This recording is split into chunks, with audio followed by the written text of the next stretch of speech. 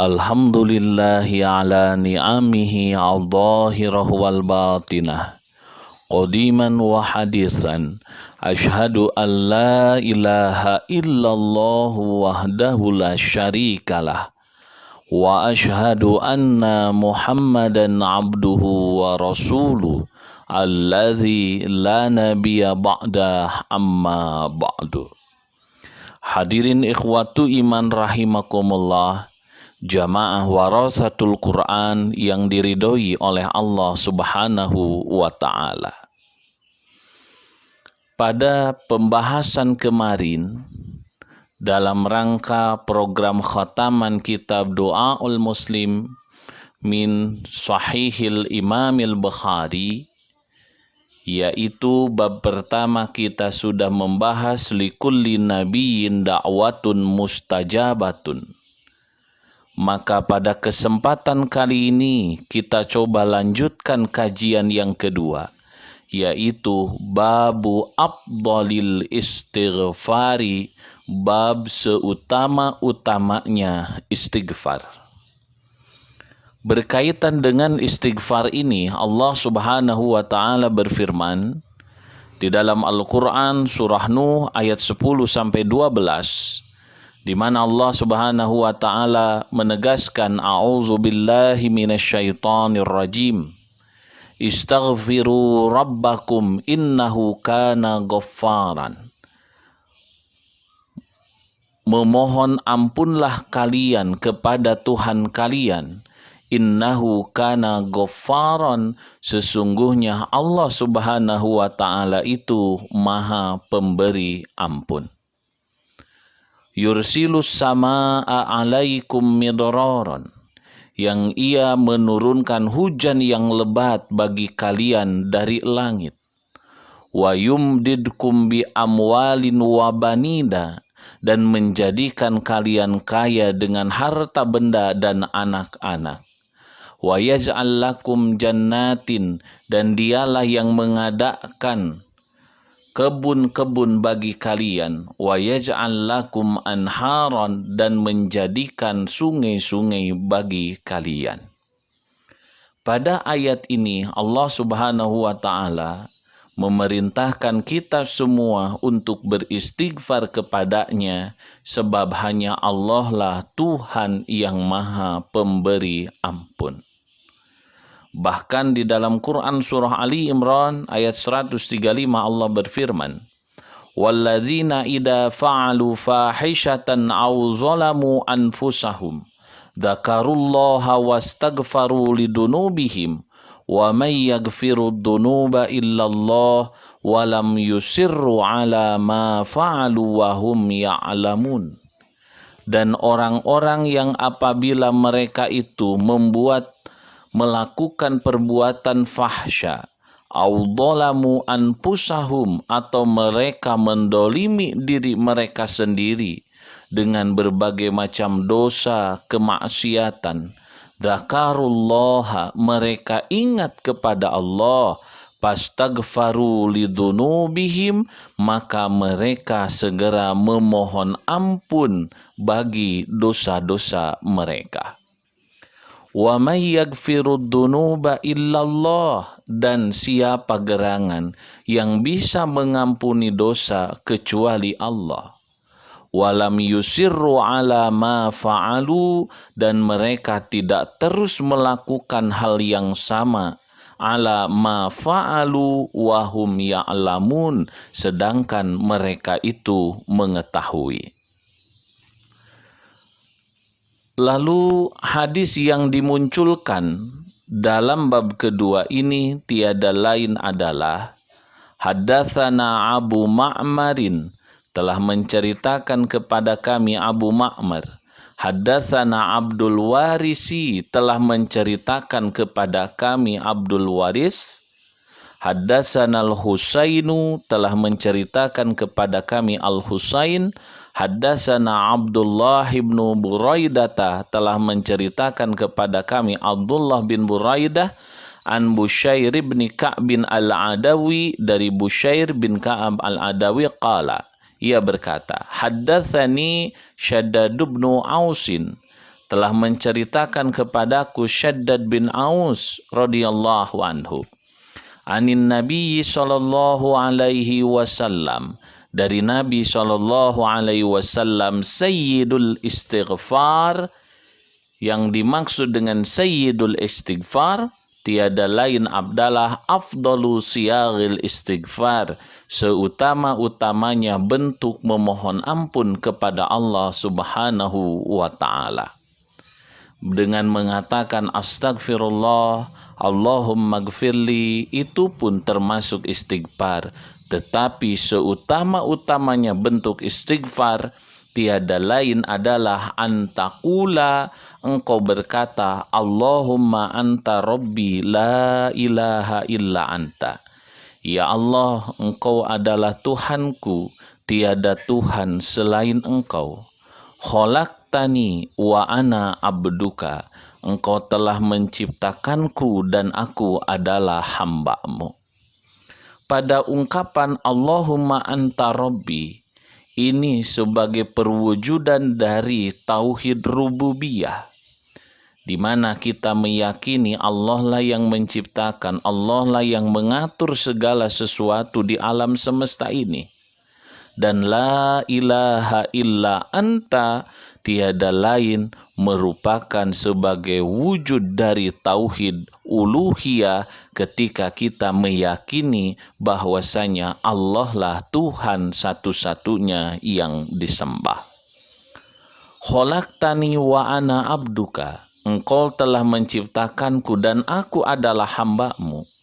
Wa ana ala ahdika wa wa'dika mastata'tu, dan aku akan berupaya sekuat tenaga memenuhi janji-janjiku kepadamu dan membenarkan janji-janjimu. A'udzubika min syarri ma sona'tu, aku berlindung kepadamu dari keburukan yang telah aku perbuat. Abu ulaka bini'matika alayya, aku akui nikmat-Mu yang telah Engkau berikan kepadaku. Wa abu ulaka, aku mengaku kepadamu bidanbi, atas dosa-dosaku. Faghfirli, maka ampunilah aku. Fa innahu la yaghfirud dunuba illa anta, karena sesungguhnya tidak akan ada yang bisa mengampuni dosa kecuali Engkau. Itu wujud dari lafad sayyidul istighfar ketika kita berdoa Allahumma anta rabbi la ilaha illa anta khalaqtani wa ana abduka wa ana ala ahdika wa wa'dika mastata'tu a'udzubika min syarri ma sona'tu abu'u laka bi ni'matika alayya wa abu'u laka bidzanbi faghfirli fa innahu la yaghfirud dunuba illa anta. Maka keutamaan yang akan kita peroleh ketika kita membaca doa tersebut, Nabi SAW bersabda, wa man qalaha minan nahari muqinan biha, barang siapa yang membaca doa tersebut di siang hari dengan keadaan meyakini kebenarannya, pamata min yaumihi qabla an yumsya, lalu dia mati pada siang hari tersebut sebelum datangnya sore hari, fahuwa min ahlil jannah, maka dia termasuk ahli surga. Wa man qalaha minal laili, dan barang siapa yang membaca doa itu pada waktu malam, wa huwa muqinun biha, dan dia meyakini kebenarannya, pamata qabla an yusbiha, lalu dia meninggal dunia sebelum datang waktu pagi, fahuwa min ahlil jannah, maka dia akan termasuk kepada ahli surga. Dari ayat dan hadis tersebut, maka dapat kita ambil beberapa faidah. Di antaranya adalah satu, di antara rahmat Allah terhadap hambanya, tiada lain adalah Allah memberikan petunjuk kepada mereka untuk memohon ampun, untuk beristighfar atas setiap dosa dan kemaksiatan yang dilakukan. Yang kedua, ayat tersebut menunjukkan keutamaan beristighfar karena sesungguhnya istighfar di antara penyebab dimudahkannya rezeki, keberuntungan di dunia dan di akhirat.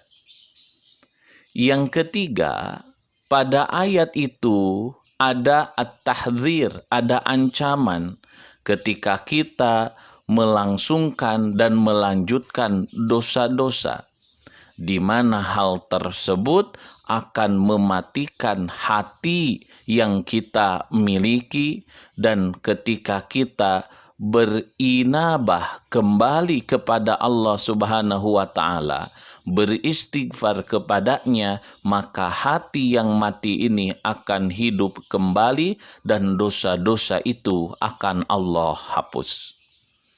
Yang keempat, tiada lain adalah istihbabul iksari min hadad du'ai, dianjurkan memperbanyak doa ini, di mana seorang hamba tidak boleh meninggalkan doa ini pada setiap pagi dan sore hari karena keutamaan yang luar biasa.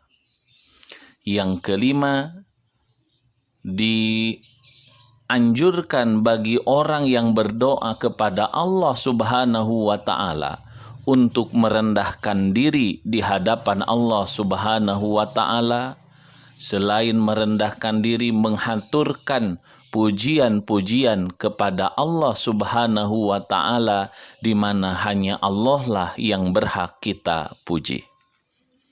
Yang keenam, innal ibadata la yanbaghi an takuna illa lillah. Ibadah itu seyogyanya hanya harus diniatkan karena Allah Subhanahu wa Ta'ala, bukan karena yang lainnya. Dan yang ketujuh, tiada lain adalah bagi seorang hamba mesti memperbaharui perjanjian dia dengan Allah Subhanahu wa Ta'ala dengan cara menyembah Allah dan tidak menyekutukan sesuatu dengan Allah Subhanahu wa Ta'ala. Sehingga hal ini sering kita ungkapkan ketika sholat dengan membaca surah Al-Fatihah, iyyaka na'budu wa iyyaka nasta'in.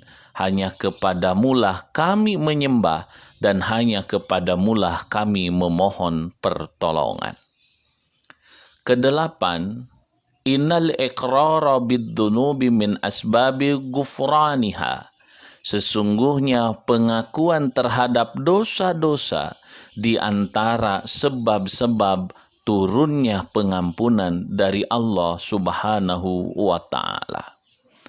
Yang kesembilan, alla yatlubal abdu hajatahu illa min malikiha. Seorang hamba tidak boleh mencari kebutuhannya kecuali dari rajanya, yaitu Allah Subhanahu wa Ta'ala. Dan yang ke-10, al-hassu ala istihdaril ikhlasi lillahi ta'ala fi kulli dzikrin wa ibadatin yaqumu biha.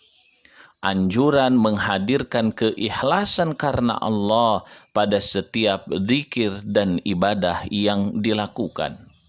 Dan yang terakhir, yang ke-11, diharapkan kepada orang-orang yang menasihati manusia dan mendakwahi mereka ke jalan Shiratal Mustaqim, mereka harus mempelajari bagaimana caranya meningkatkan giroh, memotivasi manusia dengan amal-amal soleh yang dilakukan, dan mengingatkan mereka dari amal-amal buruk yang bisa mendatangkan siksaan dari Allah Subhanahu wa Ta'ala. Hadirin ikhwatu iman rahimakumullah, Itulah bahasan kita pada kesempatan kali ini dalam program khataman kitab Doaul Muslimin Sahihil Imamil Bukhari. Mudah-mudahan menjadi amal soleh bagi kita semua. Aqulu qouli hadza wa astaghfirullah li wa lakum. Rabbana atina fid dunya hasanah wa fil akhirati hasanah wa qina adzabannar. Wassalamu alaikum warahmatullahi wabarakatuh.